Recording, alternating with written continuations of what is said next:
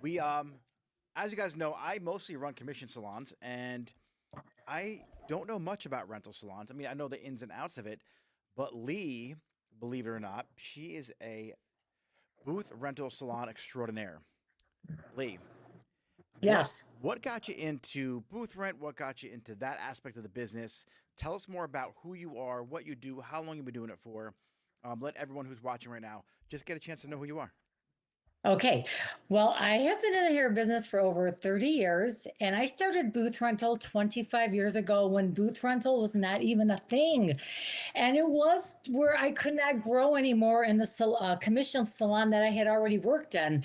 So rental in a salon was not known then. So I took the leap. I went into it, and the two women that owned the salon I worked for, or rented from, I should say, really guided me in this whole new world that we are now living in today that everybody's curious about.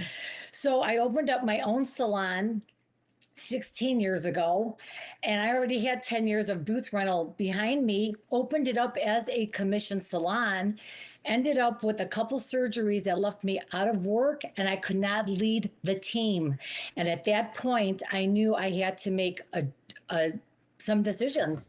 So I had literally begged the stylists who worked for me if they would try booth rental, and I would train them and I would teach them.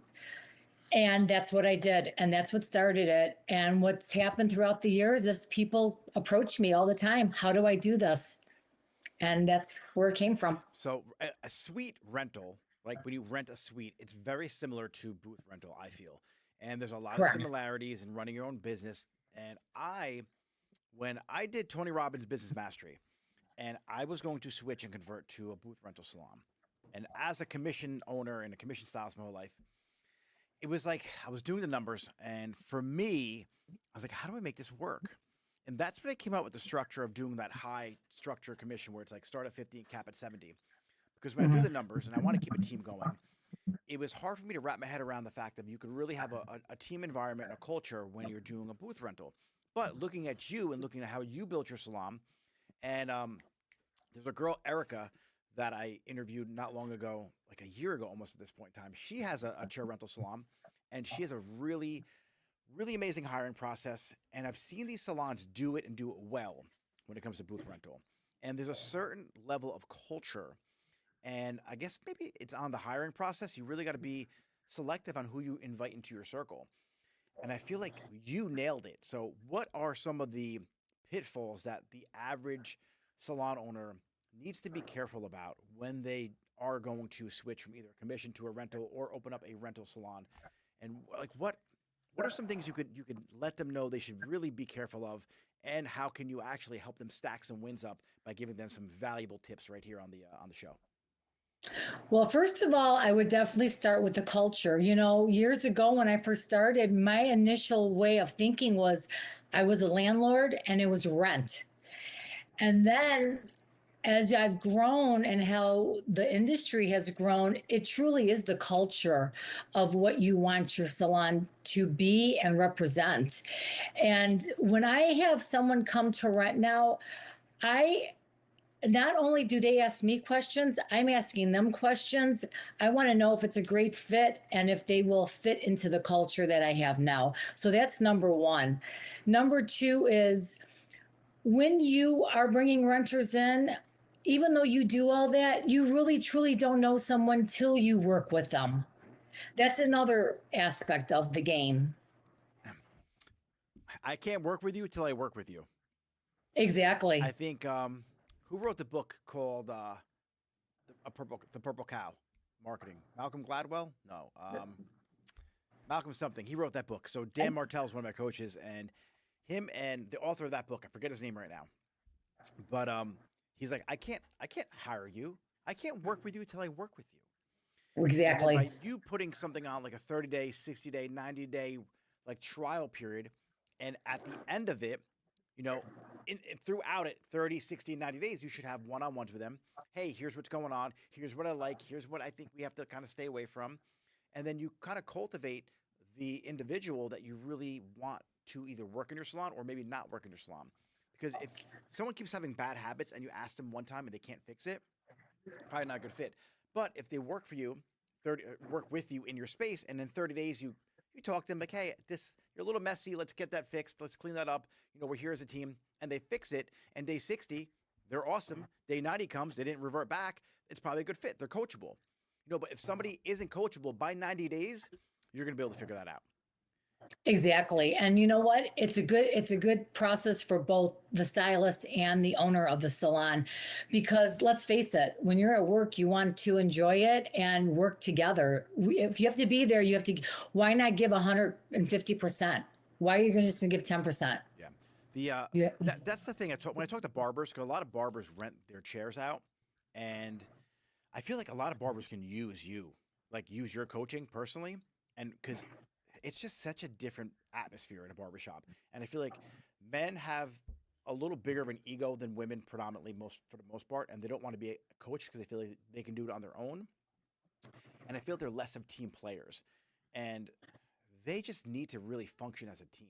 Like if you play the infinite game and you're not being competitive, and you do realize that I may be a better fit for this person and you may be a better fit for that person, and there's enough people in the world that we can all make a great living and off cutting hair, and I don't need to do everyone, the success will be a lot greater with the teamwork and camaraderie in a salon. And I feel like barbershop specifically, there's just a lot of jealousy, and I could be wrong. I talked to Barber Phil yesterday, and I feel like I'm maybe on the right path with that.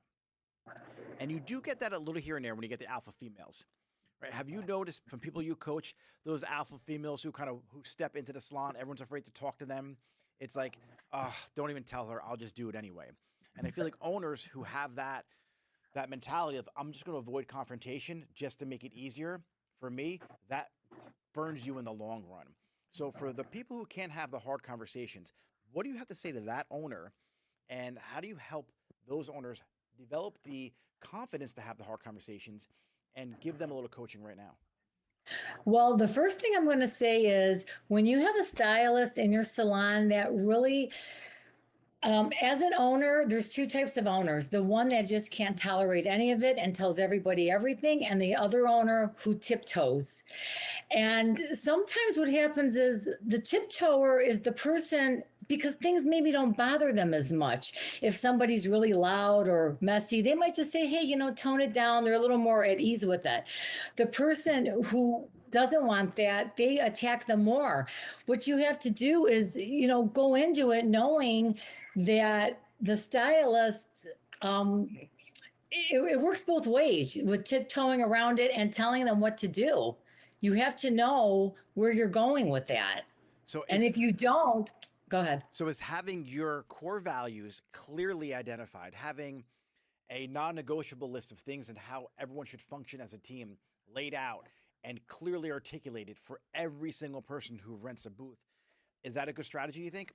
So everyone who comes on the team knows, like, hey, this is how we function. This is what we do. We don't do this. No, first of all, if you have a culture contract and a lease and you go through step by step, it's already printed out for you at that point. But when you're a renter, you can't technically tell them what to wear, what to say, what to do. That's why you need those values in those leases in that culture contract. I love that culture contract. I like the name. Yes, because the culture contract is going to represent what you want your salon to represent. So if that person, when you have it, those qualities that you want your salon to portray, they're agreeing to all that. That little nugget right there, that culture contract, even the name, I'm going to trademark that. I'm stealing it from you. I already did. Because that solves the problem right there. Yeah. That's it. See, you have to decide at what point, how do you want what unique qualities do you want your salon to have? Once you know the qualities you want and you portray that in a culture contract, then you have your lease. And as an owner, you need to go step by step each paragraph and explain it to the stylist. So there's no questions asked. It's not rocket science. It's just paying attention and understanding. If you're willing to work in those conditions and you sign that, then that's your culture. You found your people. Now it's a matter of fine tuning it when you actually work with the person. I call it agreements in my salon. Like we have 4 or 5 agreements or non-negotiables, things like that. And I never have to correct a person. I correct the the culture contract, the section that they're not following, or I correct the agreement that they're missing on. So it's like, hey Jen, can you help me understand a little better, like what happened last week? Teamwork's one of our core values, and last week you left early and you didn't help out with X, Y, and Z. Help me understand what's going on. Everything good?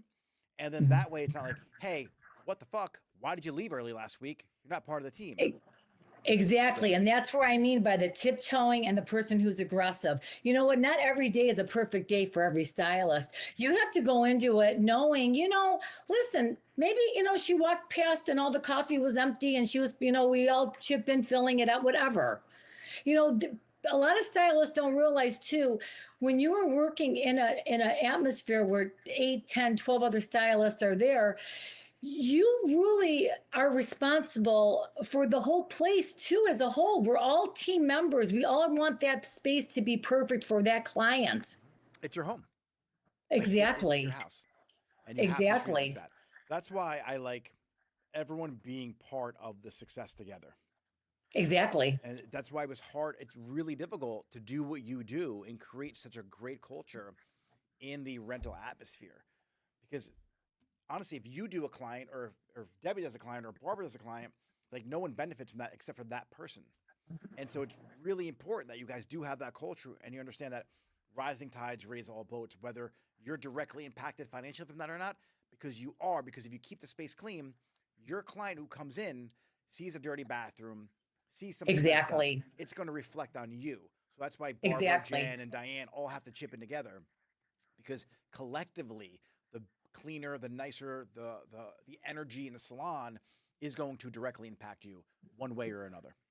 Exactly. And you can, we have a cleaning person who comes in, weekly. And the thing is, it doesn't matter when you're working in that day and you're creating a mess, it is everybody's responsibility to keep the place looking at its best, because we're representing the whole place and everybody should want that for all their clients. It's like, I want them to feel like it's their home also. Everybody needs to have skin in the game. So, as an owner, right, of a rental Yes. salon, what are the things that you want your team members to have? Like, I know we talked about insurance before on a previous call. There's a couple things that Mhm. you really need to make sure, as a person who's going from commission to rental, or you're going off to be independent. What are the things, like the checklist you should really check off? Do you have like a mental checklist for them? You know what I do? Actually, if you are a commission stylist going into a booth rental salon, the first thing you want to do is check out several booth rental salons. You also want to meet the stylists that are in the salon. Ask you, that salon owner should let you come in and meet everybody, walk around, spend a few days there, get to know the atmosphere, because that's going to set it apart. You want to go over that lease paragraph by paragraph if you have any questions. And leases are also negotiable. If there's something in there that doesn't really set with you, not saying that the owner will change it, but there are things that can be worked on. Another thing is also look for your insurances, that the person you're looking at, that salon you're looking at, how long have they been in business? Are they a newbie? Because if they don't succeed and they lose out, most salons go out of business within 5 years. Yep. Where are you going to end up? I think You eighty have to look at percent, the history of everything. 80% of salons fail in 18 months. Yes, that's exactly right. So if you're going with somebody who just opened up a booth rental salon and they're not established, you better hope they know what they're doing, because it's very easy to go out of business. Yeah, that's for sure. What would cause a salon to go out of business? Lack of money management, 99% of it. They go into it also thinking, oh my gosh, I can make all the bills myself, but they forget that they have to come home with money too. So like financial acumen, like knowing the Yes. numbers. Yes, and also as a salon owner, I always preach that they must really be able to make the bills, support themselves, and make the bills on their own in case they don't have renters. We talked Um, about on a previous call or a conversation, me and you, having a pool of money for advertising mhm, that the whole salon can be involved in. mhm. So the way I like to do is maybe I have 10 chair renters, and then the the Facebook page for the salon could run the ads for them, and each person chips in, has their own campaign, and they want to do Exactly. $100 a week, $100 a month, and you could run ads for them specifically to grow everyone for the salon. What do you think of that idea? That's exactly what we do because we're all owners. You know, you can't go into, I'm the owner of the building. I do my own chair. I work still behind the chair. So all the stylists who are there, we're all business owners. Let's, come together. Let's work together. Let's advertise together. And it does work. And I have done that. How about buying products together? Do you guys buy products together? Yes and no. Okay. Meaning that a lot of the stylists carry their own brands, and the few stylists that carry the same lines will work together. I do that with salons in my area Hmm. where we buy together. So I have salons I Okay. own and salons that I have an affiliate with. And so we order the products like in bulk and then Yeah, you we get get a better bigger pricing. discount. Yeah. So if Exactly. there's like an intro deal, I'll just buy the intro deal and then whoever needs what from that intro deal, we're getting like 40, 50% off salon cost. So it helps increase the margins dramatically. The key to selling is buying. It's true. You have to buy it Exactly. at a You have to buy discount. right. Yeah. I typically for anyone, that's why it's so important to know your inventory and know your season and know what products move. And when there's a sale, you can just crush it and double down. Exactly. And that's how I built the online store. And I just literally That's built exact. it off of buying on margins. I won't sell a brand unless I get a discount on it now. I just don't do it. Like, You have to work that way. That you have to work smarter, and you have to let every dollar work for you. and I feel like a lot of owners or people get a little bougie asking for a deal. Like they feel like it's beneath them. Like, oh, I'm not going to ask for a discount because you feel like the client who's asking you for a discount, you feel cheap. But in reality, you're buying in bulk these products, and it's not a service, it's actually a tangible product that is going to have an expiration date. So your distributor has to move them anyway.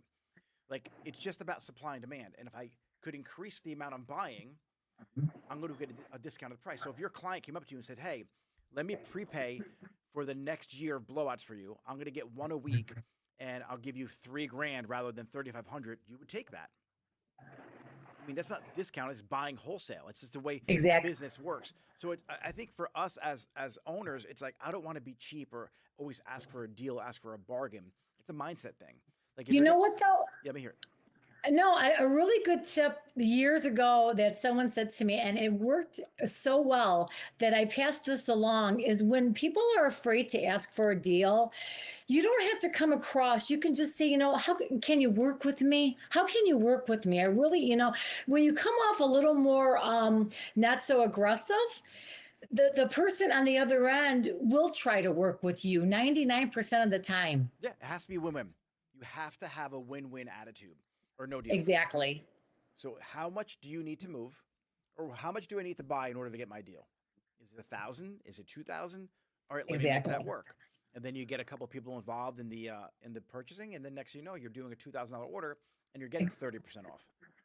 And not only don't be afraid to ask questions for the person you're buying from, and really get involved. I think so many people are afraid to talk and be involved, and it really should be a win-win situation. Did you ever read the 7 Habits of Highly Effective People? I have. Yeah. So win-win or no deal. That's Exactly. and that's what my kids do. Like when they get older, win-win or no deal. My wife, win-win or no deal. Everyone in life, it should be because each person should feel like, wow, that was a good deal. I'm happy that I made the decision to do business with that person or enter into it. And that's how I. But there are people they don't like a deal. They like to pay really high. So I'll tell you a funny story. I'm doing hair now. I'm going back. I'm like 20 years old, and in a salon, Colette is the stylist next to me, and I forget what her client's name was. And she's doing her hair, and I can hear the conversation going on. And she's like, "How much do you charge me anyway for my haircuts?" She's like, "It's like back in the '90s though. I think she was like 75 or 85, whatever it was." She's like, "Oh no, forget the person's name." She's like, "Did you know Barbara is paying 120 for her haircuts? You have to raise your prices." Like she asked her to raise her prices because she's not charging her enough because her friend Right. can't pay more for a haircut. That's how competitive certain people are. It blew my mind. Yeah. It blew my mind. Like some people Yeah. just want to pay a higher price. I Like think, yeah, it's true. so, they did a test on took 3 bottles of wine, inexpensive, expensive, and in the middle like a mid-range wine. The cheap one and the expensive one were the same exact bottle of wine, Right. same brand, same everything, same year, vintage, whatever. The middle one was different. Did you know that people had a significant difference between the cheaper one and the expensive one? And they said the more expensive one was better when they were the same wine. And it was just based on value. This is almost like the placebo book. Yep. Yeah, just like that. So people want to pay more. Exactly.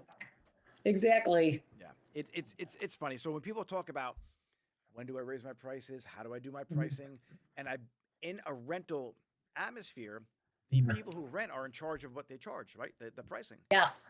So Yes. how do you combat the mindset or the maybe animosity because she's charging 400 for a highlight, she's charging 150? Is there like a conversation that happens to be somewhere in the middle or balance, or how does that work out? You know, well, I'll be honest with you. A lot of stylists, the price ranges, it really comes to your skill set. And if you're a confident stylist and you're really up on your game, that's not the problem. The problem is the stylist who doesn't have the self-confidence. And the thing is, if as a team, when you are all there together, which I'm so grateful that our stylists we're always helping each other. Let me help you do that. Let me show you another way to do it. And we're all learning from each other. And that's the atmosphere I want. And I think all salon owners should really strive for that. It's not so much, look at her, she's charging that, and you're jealous. You never want that. You want really more of that collaboration of mindsets to help each other grow. Have you read the book The Infinite Game I am not. by Simon Sinek? It is I'm gonna though. he wrote the book called Finding Your Why, Leaders Eat Last, and The Infinite Game. And he talks about business being an infinite game. Like Hmm. like sports, football. There's rules, there's a scoreboard, there's a time limit, there's a start and an end. Business has no start and end. There is no set Right. rules. So it's an infinite game. And he compared Apple and Microsoft together. And at the Apple event, they didn't bring up anything about Microsoft. At the Microsoft event, all they did was talk about Apple and comparing their product to Apple's product.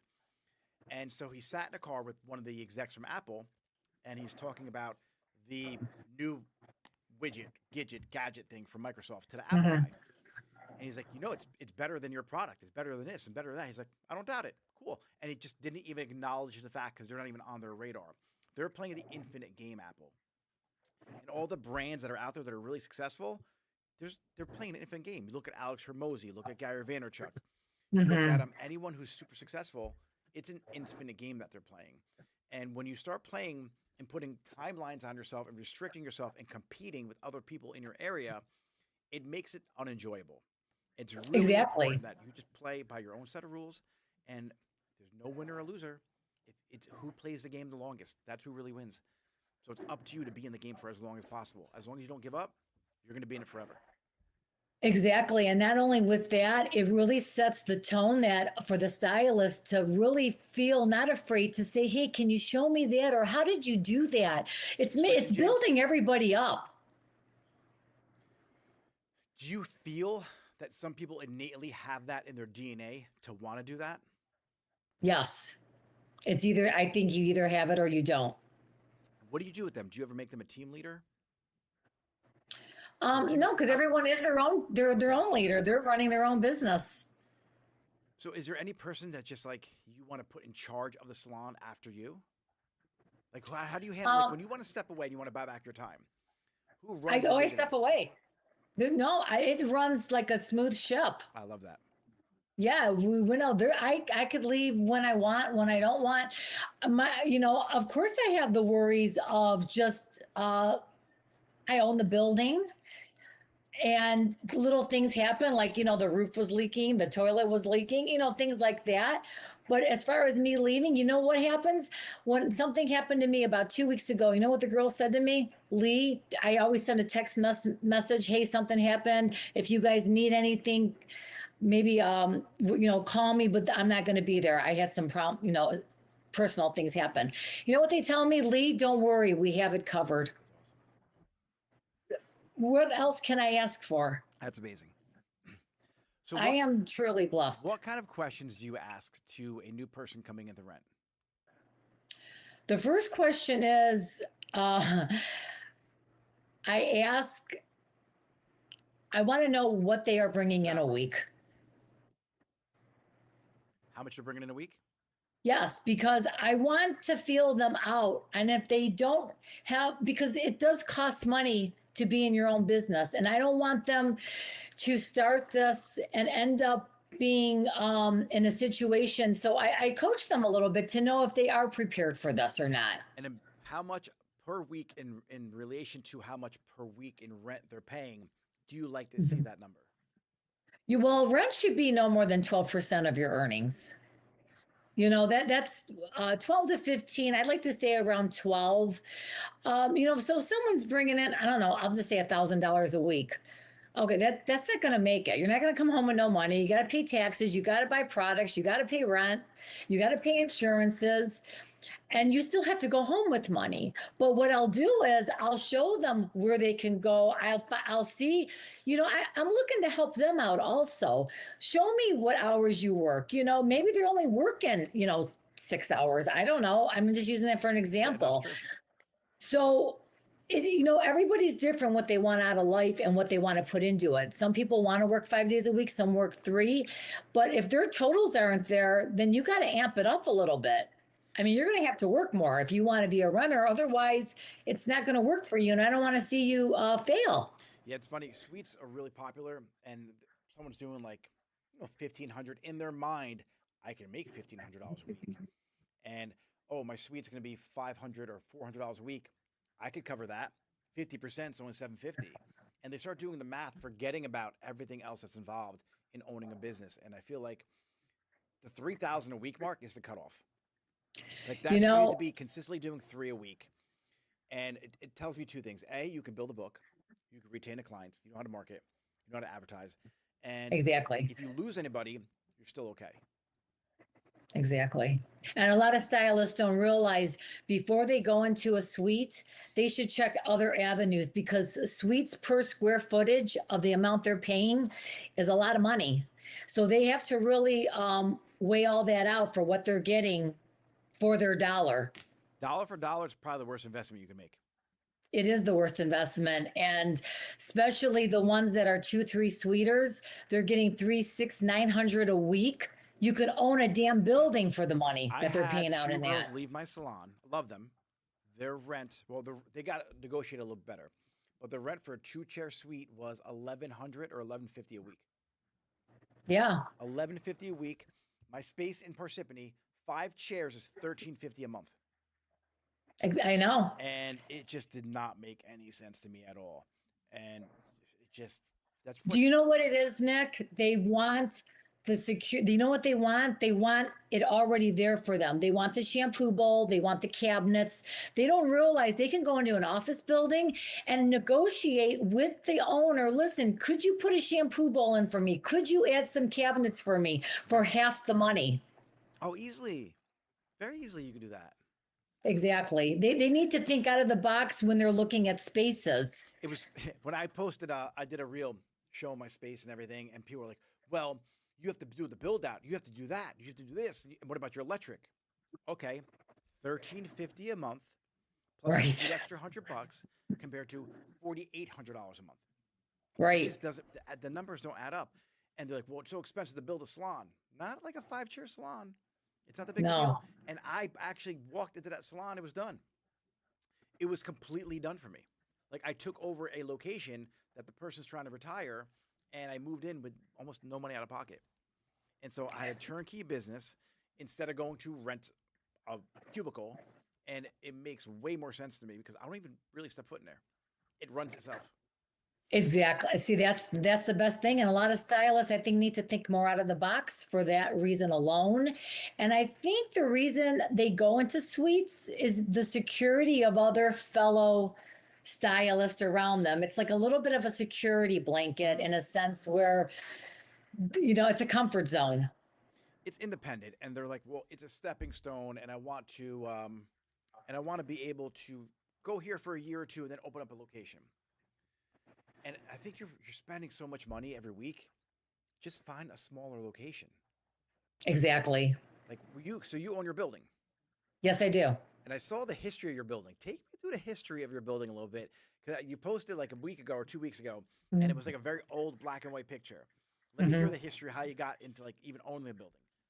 Well, first of all, the love of my life is real estate. I've moved a lot. I love houses. I love buildings, and I did not purchase this building for a salon. My sister and I purchased it about 19 years ago as a real estate investment, and it was zoned commercial and residential, which I tell stylists too. If you're looking for something to buy, try to buy something that's zoned commercial and residential, because the way they get their loans are a little bit differently, which is more beneficial. So, what happened was a year after I purchased it, I had to rent it out. My landlords that I rented from said, Lee, we want to retire. Would you buy us out? And I thought, oh my gosh, I don't want to pay all this rent for a brick and mortar building that is 3,000 a month. We had 15 stylists, but this is the clincher. They were only on a week to week lease, which means nothing. They could walk out on me tomorrow. Yeah. So I knew at that point, and they didn't offer booth rental 16 years ago. There was nowhere I can go to a salon. That was not even heard of. So I called up my sister. I said, listen, let's take the building and turn it into a salon. This way I'll never have to move again. And that's what we did. We renovated it. It's 250 years old. It was a rundown shack. I don't ever know what possessed me to buy it, but it was in a center of this fabulous town in Richfield, Ohio, that is a great, great city, a township, a village. And it's just one of those places where I love it. The city has welcomed us. So, they've been great with me. But that's what happened. So here I am. And then I ended up with surgery a year after I opened, and I was out of work. They were all commissioned stylists.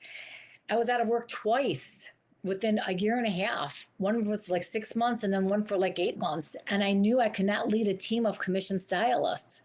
So I thought, I'm just going to ask everybody to go booth rental and just collect rent and just be a landlord. How was that conversation? And what's great is the stylist I work with, we were just such good friends, and I'm like a great coworker with people. I think I co-work with them great. I'm doing towels and sweeping just like they are, so we could communicate really well. And I just said to them, "Listen, you guys, I begged you, please try this. I'm going to teach you how to do this. You'll make more money, but you have to let me show you." And I think they liked me so much that we got along so well, all of us, and they trusted me. And to be honest with you, several of them are still with me. We've been in business 16 years. And the few that have left, yeah, and everybody that we lost 4 people during COVID to go into suites, and they were with me for the 12, 13 years. So how are they doing in the I have a suites? great, pardon me? How are they doing in the suites? They're doing great. It was nice. I did see, and I think losing the stylist was more of a friendship hurt than it was a business hurt, because we really had such a great team. But they're doing well. But they did make a comment to me if they would ever be able to come back, and I was like, yes, of course, because I love them, and everyone's got to try their own thing and do their own thing. But, now we're full. We have a full house. And that's another thing. When I first opened, I had 13, 14 stylists, and now I have 7 stylists, and I love it. And it's just a different vibe now. Ever since COVID, things have changed. Or chairs available? No, we're all full. We're full. I have really nice, huge stations. I have a lot of storage for the stylist. They have a nice amount of area to themselves that it seems private, but it's all open. My building is over 250 years old, so the architecture inside is really cool. Tons of vaulted ceilings, um, tons of different angles, and it's just a cool building. Yeah, I saw the I video. love it. It looked really cool. I love old It is a buildings cool too. building. Oh God, I love it. And I like see where I'm at. I'm in a warehouse. Like I'm in an industrial park, and That would be my next move. I'm in literally like it was where I ship products out of. It was my online location during COVID. My father-in-law shut up shop and worked out of his house. I took the space over. I was like, what am I going to do here? I was like, I may figure it out. I was like, you know what? I'm going to put a salon in here. And so I opened up I during love COVID, that. and I See, I just love expanded. that, and that's the best. And I want to like I believe in having a low overhead. So I want my rent So to do be I. low. And a lot of owners, they look at the perfect location, and the perfect location is really expensive on the main strip. It's got a lot of walk-in traffic, but no one walks into a salon anymore. They use social media and they do research to find out who's going to do their hair.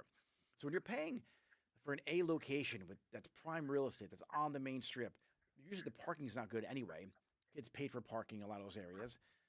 It's just not a good initial place to start your business. And if you're Nick, starting, I yeah, 100%, I 100% agree with you.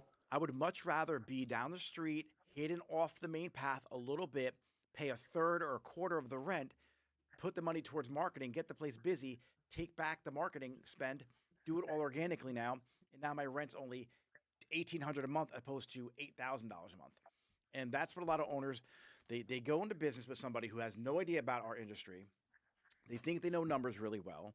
And then, like, this is prime real estate, prime location. They talk to a realtor, and a realtor's not going to guide you on the best location for a salon. They're going to guide you on what the best commission is for their pocket, typically. And I'm sorry, realtors out there, but that's what you're doing. Like, we're going to try and make the most money out of our business. You're going to make the most money out of your business. And that real estate deal is really going to benefit you and not that salon. Because the way we do business nowadays is with social media and marketing.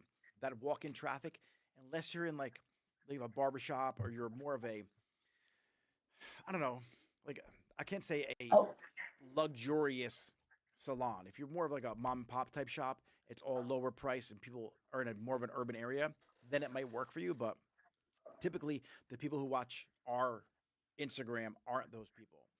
And the way we do things nowadays is with social media. It's with TikTok. It's with Instagram, and you're going to be wasting money paying all that and for rent. exactly. And most stylists, like how you said yours is a warehouse, they need, I think, to think out of the box to go into different locations like that. I love the warehouse. In fact, that is, if I ever think of owning another salon, that is the route I would go into. I would never get anything on a main strip. I would never put my money into all that rent. You have to look at the money going out. Yeah. My next location I'm going to buy, and I like to give my secrets away. I don't really care. I'm buying a car dealership, and I want to buy the car dealership for a couple of different reasons. One, the online store can use the service center where they fix the cars, shipping, receiving. There's enough a big window or a big garage to back trucks in and out of. Then the salon area is the showroom, big windows, good lighting, and then the little like the rooms you go into when they talk about the financing, the tire package, industrial pack Yes. where they rob you. Sweets. Yes, those could be either little suites or private rooms for microblading, waxing, things like that. Yes. And so you own the property. Guess what? The parking's amazing. It's a car dealership. So the parking lot's going to be huge. So you could accommodate everybody with parking. And for the online store, I can have a huge area for people to shop. So retail is going to be enormous in that place too. So that's my next business venture is going to be locking in one of those car dealerships that are going to be going out of business soon because of I Carvana. love that. I love that. That's fabulous. And like warehouse space too. I still love my warehouse industrial feel, even though it's luxurious inside my salon. I want to do a little more urban, like hang the Mhm. mirrors from the ceiling with long chains, and you can position and move them around. And that way you can have classes in there, you can have events in there, and really make it multi-purpose. Because I'm a PMA, so we're a private membership salon anyway, and we host events in our salon. So we're not just a hair salon; we do a lot of other things too. And having the ability to transform your salon into something awesome, like for events, it could be a yoga event. It could be uh, whatever. It could be a bridal party. It could be anything because of our PMA structure. It doesn't just have to be a salon. And having the chains and the mirrors on these cool little poles. This is what I just envisioned years ago. Sliding around almost like a track, and then you clear the whole middle of the salon out. Everything's on wheels. See, I love that. See, my stations are on wheels also. Yeah, you have to put everything on wheels because what if you get bored? Yes, Yeah, exactly. it's just sometimes you get bored of your space and you're thinking, what can you do differently? And in reality, if you just turn and feng shui the place for a different energy, and it's a whole new Yes, salon. Just, yes. so when I built my location here, I built it so my stations are on wheels and the chairs and the mirrors are stationary. And then you Mhm. can have a client sit here and you can just wheel your cart over to another station. And then that way, if they're getting Mhm. color or a cut, they stay in one spot. In my old location, we had a color room, and you walk from the color room to the cutting room. It's like grabbing everyone's shit. It's It's just a lot. it's a Their lot, right? pocketbook, their computer. Everybody works getting their hair done now during the day. So to me, that made more sense. But in reality, everybody stays in one station in my salon now. That's like This they couldn't wrap their head around it. So that's like well, the we've been around now, so we've seen all the ways how salons run. yeah. No, it's funny. But when I switched over to my commission structure, it's very much like a booth rental. So everyone's independent. So it's a hybrid of commission plus independent. So I want them to, get their own LLC and I 1099 them, but then I teach them how to really structure their business so they can make the most amount of money. And in order for me to max out that 70% commission, I have to do parts and labor. I have to train them and coach them on how to really operate as an independent. Independent. And I hold their hand up until that, 5K a week. And that's when they're getting their 70%. And they get a 20% rip on the retail. And it really allows them to have that feeling of being independent, but having the team atmosphere with the salon and not worry about spending money on products and spending the weekly rent for either a chair for a suite. Because I love that. I feel like people are just scared of that weekly. What happens if we go on vacation? What happens if they go on vacation? Like, how do you handle vacation for people who rent it with you? They still pay. Don't you have to pay your mortgage and your car You do. payment? Yeah. So that's why I did it like that. I'm like, you don't have to pay. Like, why is it better in a suite? I could just label out all the reasons why. But I do actually, I do now, the past several years, I've incorporated where they do get time off. How it's not considered vacation. It's however, time off for themselves without paying rent. And your bank does that to you for your mortgage for your house, right? No, I'm they kidding. don't. I'm I do kidding. that for the goodness out of my heart. Yeah. No, but Because you know what, Tim that's how you Nick? build raving fans. Like that's how they stay forever because you're good to them. Well, and that's what I want to bring up. I do work in the salon. I'm not the owner who's never there. And the relationship I have with these stylists really means a lot to me. And I'm the same way with my clients. My clients have been with me for over 30 years. And that in life is the most important thing is building relationships. I remember when I retired from doing hair, it took me 2 years to actually step away from behind the chair. And I see my clients every time I walk over to the salon. And it was just so hard. Like just it was like a breakup for me. They're like, Oh, well, yeah. what are you taking a vacation? I'm like, no, I'm actually done. And I'm like, some people I still do as a model. I'm like, all right, cool. Let me teach a lesson. Let me teach a class with your hair. And for the most part, it's like I'm done now doing hair completely. And I see them in there. And it's always that weird feeling. Like when you break up with somebody and you see that ex girlfriend at a bar with like she sees your new girlfriend or she's with her new boyfriend, she's with another stylist in the salon. And it was just really difficult because I'm 20 plus years I'm doing their hair. A lot of people. That's what it is. It's I have a building girl, I relations. do her hair, Kathleen. I don't know if she's watching right now. She and I went to grammar school together from second grade up till high school. I did her hair, her mom's hair, her sister, her daughters, her niece and nephew. Like I did from grandma to grandchild, the whole gamut of the family. And I've been doing her hair since '98. Wow. And I was like, wow, like that's longer than any relationship I've ever had. And but you know what? Look at the people you've met from that one person. I know. Yeah. It's a huge circle. And even going back to booth like stylists, when they don't want to take a client, I always tell them if you're not busy, why would you not take a client to open up your circle to meet other people through them Circle of and get influence. Yeah. experience? It's such a great our industry is so amazing and there's so many different areas you can go into. Oh Product gosh, sales, yes. coaching, like we do. independent stylist. You could rent. You could have a suite. You could do almost anything in our industry. You could work for a brand. You could start a brand. You can cut hair. You can color hair. You could do weddings. And I feel like people who come in, they come in with one idea of what they want to do, and they quickly change what that is. Like a lot of people, like I just want to do makeup, and then they fall in love with hair, and then they start doing hair, and their body hurts. So then they open a salon, and they could, they could really grow a team, or they Mhm. start coaching like we do, or they're like, you know what, I don't like any products, nothing works in my hair. Let me start a product, and then they create whatever product helps them with their curls or make their hair smooth. And there's really very few industries like ours where the opportunity and the and how many different avenues you can go down to really create an amazing career for yourself. And if you guys want to learn more about if is booth rental for you, like could you, is it something that you should do, you shouldn't do, shoot Lee a DM. Lee, what's your handle on Instagram? So they can message you and see if maybe I should be staying commission, maybe I should rent a booth, maybe I should convert from commission to booth like you did. Like when is that Oh, time? yeah. So what's your Instagram handle so people watching right now can just DM you and get At Lee Marie Salon Coach. okay. And so I coach, people in the industry. Lee's also a coach now. She's helping people with, primarily in that sector of renting, but she could help anyone as well. And she may be a better fit for you than I am. So reach out to her. If I'm a little too brash for you, she's also a straight shooter though. Don't get it wrong. She does it with a really pretty smile. So there's a lot of people out here in our industry who are willing to help you. And sometimes it might just be a conversation is all you need to have. But having someone help you time collapse that journey, like Lee or like myself or any of the other amazing coaches out there in our industry, it's going to help you. Like there's a lot of people out there who are phony, a lot of people who are fake. I'm going to start bringing on more coaches on this show just because there are people out there who are full of shit, and I'm here to tell you Lee is not one of them. She's been in the business for so long, and when you do it for how many years now? 20 I just plus, went to 30, my 40. 40 years, I just right? went to my 40-year reunion last week. Wow.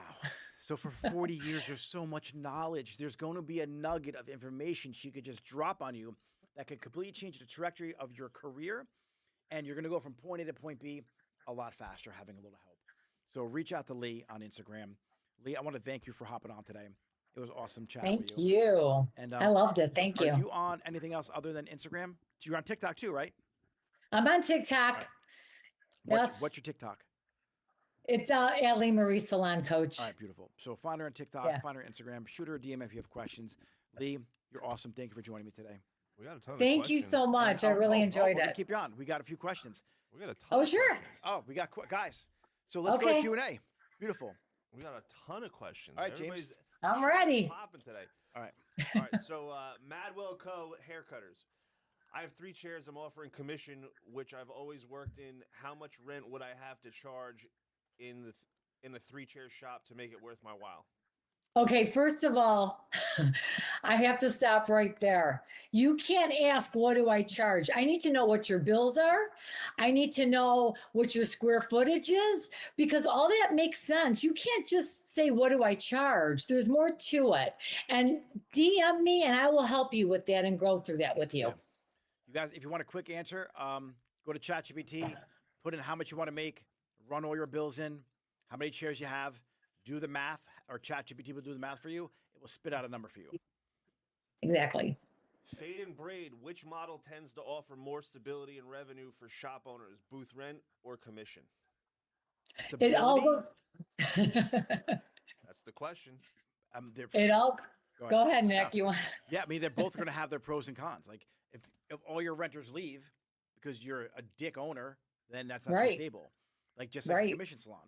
I think upside, the maximize the amount of money you make out of the space, I think that a commission salon. But stability, once you get your culture right, you have your steady rent coming in every week. You know what you're making. As long as you keep the stations full, your stylist happy. I think that might be more stable. Lee, you can agree with me or disagree with me? You know, I do agree, but it works both ways. You know, the stability is really how you run your business and what your finances are. It's money coming in, money going out. You can have tons of money coming in, but if you're just shooting it away, it doesn't matter. It's really your business behind the money. Yeah, focus on the businessman before you focus on the business plan. So you need the business Exactly. acumen, you need the good habits. If you like, I was terrible. I can spend money really quickly. So I've made millions of dollars in this career, like millions of dollars through online, and I don't have millions of dollars in my pocket right now. And that's because of my financial habits that I had. And so I cleaned them up, and now I'm doing less volume and more profit because I had to take a look at my data, I hired the right people, I hired a coach to help me with my money. And within a year, I'm probably doing 50% less revenue from my online store right now, and I'm probably doing 30% more profit. And that goes back to when I said I had 14, 13, 14, 15 stylists at one time. I'm making more money today with 7 stylists because of the same situation. The money's coming in, but it's going out just as fast. And you have to really reel it in and understand your money. Yeah. If you guys want a money guy, Dave Ramsey. Go to Love Dave him. Ramsey. Go to subscribe to his YouTube, subscribe to his Instagram. He's excellent. Yeah, he will help you get the financial acumen that you need and the good habits that you need. Next question, James. What steps can I take to keep booth renters motivated and engaged with a shop salon's culture? Well, first of all, you must be a motivated self owner. It starts with you. You have to be the one who brings everything to the table as far as classes or education or keep the excitement. It's really easy to be gloom and gloom all day. You have to have that excitement in yourself as an owner. So that's what brings it to the table is how you are. Be the person you want them to be. Exactly. Show up how you want them to show up. You want them to be excited? Show up excited. You want them to Exactly. keep doing education? Then you keep doing You do it. education. For shop owners, if they go with a hybrid model, what's the best way to manage the 2 types of arrangements under one roof?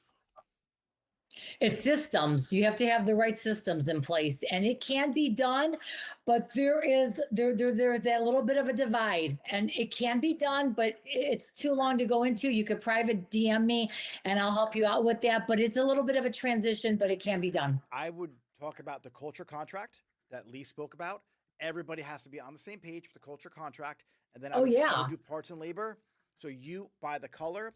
And this way, everyone's using the same color, or at least has a system at checkout where it's like that's under control. And I think, and that's where the systems. Yeah, systems in place. What are some of the common pitfalls that salon owners face when transitioning from one model to another? Not having systems. Yeah, expecting the switch to solve all your problems. You solve the problems. So your culture contract, like she spoke about, systems in place. If you're choosing to change, if you're choosing to change your salon, right? The whatever version you have, the structure, yes, the structure of the salon, without fixing the problem, which is probably you and your leadership, it's going to fail. You're bringing the same version of you into a new structure. Never going to work. First, fix you, and then you being fixed will fix all the problems you have, whether you're rental or commission. It doesn't matter. And another thing too, Nick, if you don't really understand how you're changing the system, you're not going to be to portray it properly to your stylist. They're not going to have that trust in you that you even know what you're doing. Yep. And your why, like what's your purpose of owning a salon? What's your vision? And does this change in structure align with that vision? Or you're doing it because you're not good enough at the one, so you think it's going to be easier for the other. But that goes back to what I said before. Yeah, have Correct. your why. Have a very strong why. And your why should be honestly connected to building a team and adding more value to whoever works in your salon, not for just your own pocket. Building everybody up, yes. Fade and Braid, what factors should owners consider when setting rental rates or commission percentages to remain competitive while covering expenses? It goes back. I didn't hear that. Yeah.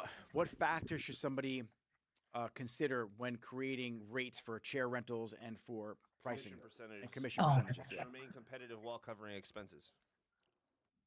I believe goes back with the first. You have to know the square footage. There's more to it than that's just like saying, what do I charge for a haircut? You have to know your worth. You can't just call everybody. You have to know your supply and demand. If you're not in demand, I mean, you're just gonna, it goes all together. Be so good they can't ignore you. First off, then you Right. can almost charge what you want. Be the best in the world at whatever it is that you do. That's step one. So if you're a chair rental salon, be the best chair rental salon in the world, and then you can charge what you want. If you're the best commission salon, be the best commission salon with the best structure and have the best culture, then you could give whatever commission you want. But it's important that you have a vision and a goal. And so if you want to make $1 million a year, start there and then work your way back to where you are now. And is the vehicle that you're going to take to get to $1 million a year the right vehicle? So a chair rental salon, if you have a space that maybe has 10 chairs, that may not be the right vehicle to get you to $1 million a year. And Commission not salon, only right? But go ahead. And not only that, Nick, a lot of stylists make the mistake is they go into getting a building with square footage and they're not properly setting aside. They have 3 stations for 2,000 square feet. They are losing so much money with valuable real estate space. Yep. I just spoke to a client in the Level Up Academy.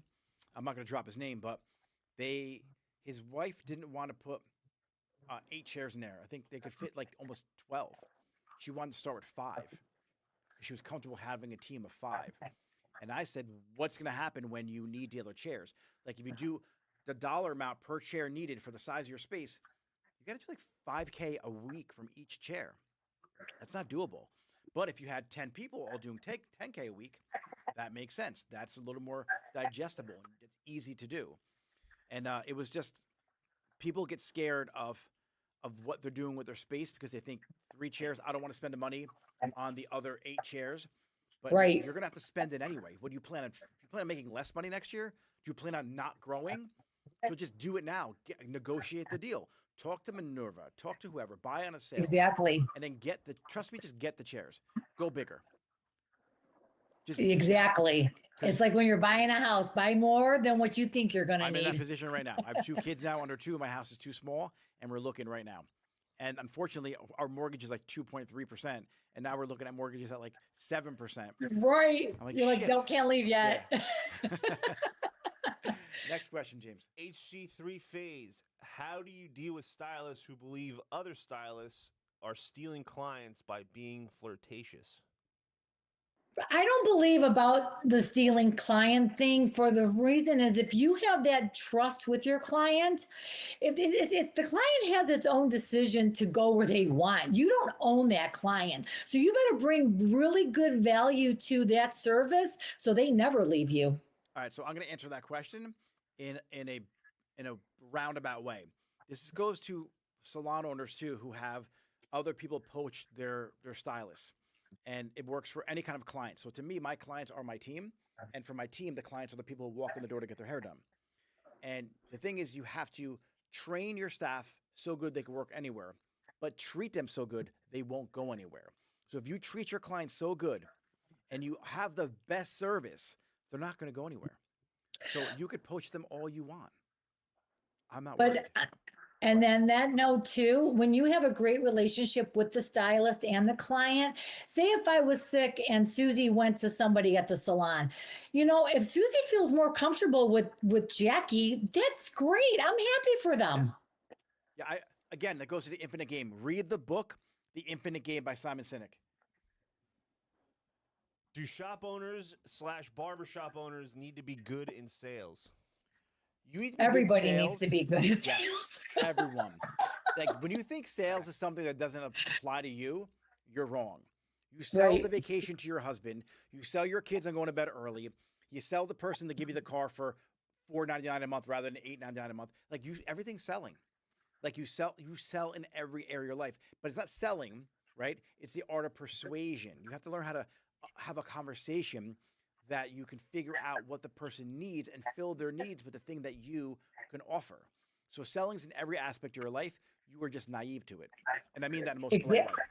And if you don't think you are a salesperson, you might not be in the right business because you are selling yourself also with your products, with the staff that you have, with the renters that you have, with the clients that you have. It is the art of persuasion. Exactly. It's growing and building that trust. But as long as you're selling the right thing that the person needs, right? You're truly Mhm. serving them, like serving. Be a servant person who sells. Exactly. Like I'm serving the best thing that I can do. And if I like Lee said, if Deneen in my salon is better at the type of color you want, I'm going to sell you on her Right. because then you trust me. So when I say, hey, this product's great, I think it will work for you, guess what? You're going to buy it. And it's all Exactly. about being transparent and being honest and having integrity. And if you sell like that, you got nothing to worry about. I think the sales word has been so like the salesy Yeah. that people are misguided. It's really not. And it happened because they were convinced to buy something that didn't work for them. And it's just dishonest people. If you were Exactly. to compare every salesperson in the world, you're going to get jerk offs. You're going to get people who actually legitimately want to sell. And it's just in every area of your life. Yeah, you Exactly. can't compare every person by the one bad sales experience you had. James, what else you got? Which book do you recommend that'll be best for confidence, business, determination, win-win attitude? Hmm. I have to go into my library. I have to The think Seven about it. Habits of Highly Effective People. I agree. Yeah, get that book. Then Think and Grow Rich by Napoleon Hill. How to Win Friends and Influence People. I would knock those down. Those are a little more I think metaphysical, but Seven Habits the of Highly Effective. habits, Yeah, yeah, habits are really crucial. And when you own a business, uh, they really set you up to win. yeah. And if you're very timid and you're afraid of being taken advantage of, read the 48 Laws of Power.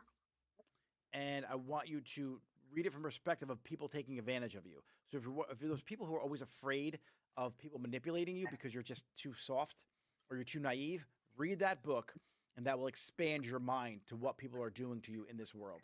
48 Laws of Power. Do you believe someone can be built into a leader or are they born with it? I think both. Yeah, there are tried and true leaders who just take the reins and they just lead, and you can build on leadership. If you want to learn more about leadership, obviously my program's amazing. Lee's gonna be amazing. John I'll, Maxwell, he's the goat on leadership. So the 5 levels of leadership, 21 irrefutable laws of leadership. If you want to learn more about leadership, study leadership. and that's what I have done actually. Leadership did not come easy to me in the beginning of my career. I was the really great coworker. And I brought that in as the salon owner because I was a great coworker. But as I've grown older and leadership has become more of what I see that we need as a whole to really grow, I'm in classes for that. I do that. I want to read books. I want to be the best version so I can give that to the stylist at my salon. I can give that to my clients. I can give that to any relationship I build in life. Yeah, leadership is huge for anything that you do. Exactly. Yeah. What is the time commitment for managing the suite compared to my current booth rental and how will it affect my work-life balance? Read that again for me, James. Yeah. What is the time commitment for managing the suite compared to my current booth rental and how will it affect my work-life balance? Oh, it's going to be a lot more because now you have to clean it, you have to stock it, you have to do all the things that you're not doing at the booth rental salon. If you have that worry, don't make the move. Exactly. Like you should learn how to watch my video I did yesterday. Manage your energy, not your time. You need dedicated days towards the thing that you want to do. So if it's inventory, that day is dedicated towards inventory. At least a section of the morning. So focus more on the objective of the day and getting it done. But if you're worried about your work-life balance and you're trying to grow a business, then stay in where you're at right now. Because my goals, that's my balance. Like I'll get my balance on the other end of my success when I have the helicopter and the private jet and I have the yacht, right? Because if I'm waiting online at an airport, that's wasting my time. That's imbalance to me. If I make enough money by working my ass off today, I'll have the private jet that I'll fly my family to whatever vacation spot I want without having to worry about the airport and all of that. So you eventually learn how to buy back your time. But how big is your vision? Like how big do you want to bring this? If you're worried about that work-life balance, I want you to reassess what's important to you. And I'm not saying either is right or wrong, but if coaching soccer for your daughter's soccer team is more important to you, then stay in the chair rental salon. If making as much money as you can and really growing something into a big business is what drives you and moves you and motivates you, then look to open up a salon that you can crush. and then learn how to buy back your time by putting people in place and putting systems in place. So then now you can do the big things and buy the soccer team for your daughter. But And go ahead. no, and not only that, what is the why? Does she want privacy? Is she not, is the team she's with, is the salon she's with not jiving with her anymore? Like, what's the why? I think that's another question. Yeah, you want to get to the bottom of your why, and not your big why, but like the why you want to make the switch. Right. James, as far as networking, how can I leverage platforms like Instagram, TikTok, and Facebook to build an online community? Keep doing it every day and learn about it and educate yourself, and don't be afraid to reach out to other stylists and other clients. And we have a girl at our salon who is newer in the rental business, and I told her what to do with Instagram. She's already had 3 new clients reach out to her just by searching the people in our area, in the schools. And you just have to be you have to make it a habit. You have to do it every day. DM me the word grow and I'll help you out. I'll set you up in our conversation, but add value. Be more interested than interesting. So I want you to talk to people and ask them, what are their frustrations? What do you want to hear more of? And serve them the content that helps them achieve whatever it is you're trying to do. If you're doing haircuts, you're doing color, you're doing lashes, you're doing eyebrows, you're a salon owner, you're a coach, create content that really delivers value to people. Don't focus on the going viral. Don't focus on the metrics to a certain extent. Like if you suck, then pay attention. Like no one's following you, no one's liking you. But focus on the value you're delivering, because you might deliver more value to 100 people. That's a more close-knit community than the viral TikTok dance that 1,000 or 100,000 people follow you for, but they don't really convert because they're not aligned with your vision and your community. So really get your vision down and focus on delivering valuable content that solves frustrations for the people who are following you, and deliver it every single day. I think this is the last question, unless anybody else has something they want to add in the chat. But Success 21 Salon, is it worth doing chair rentals, or should I stay with an employee system? I personally think you should switch to an independent stylist and get them on an independent structure, and that's where you could really deliver more upside for your financial profits. But I need, like Lee said earlier, I need to know the numbers. Like how much is your rent? How many chairs you have? And what's your big vision? Like what's your level of participation in the next 2, 3, 4, 5 years? Like how involved do you want to be in the business? How's your leadership acumen? How's your business acumen? It's more than one answer question. But to me, I feel that having the independent stylist is the way to go, because that eliminates you covering any of the payroll taxes and the BS. But it has to make sense for them too, right? You have to empower them to be independent, start their LLC, have their write-offs, have their deductions, teach them what it's like to be a business here in the United States or whatever country you're in. And then from there, you can really grow and scale to the moon. Again, DM me. We'll talk, or DM Lee. All right, guys. A lot of great questions today. Lee, again, it was amazing to have you. Drop your handle one more time for anyone who's still watching.